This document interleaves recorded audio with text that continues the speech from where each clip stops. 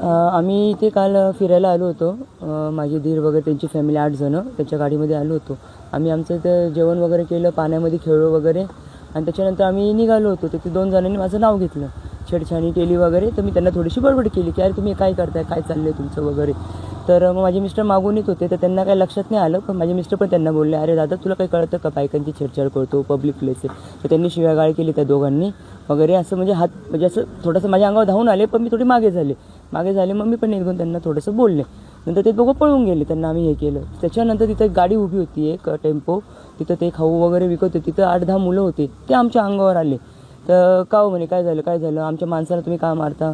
अरे म्हणे तुझा काय संबंध. म्हटलं भाऊ आम्ही या दोघांना बोललो, ते निघून गेले. तू का नाही आमचे माणूस मग तो शिवीगाळ करायला लागला.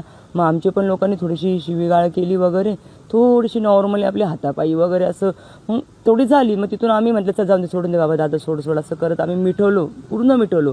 त्याच्यानंतर पण आम्ही निघालो, सोडून द्या म्हटलं चला.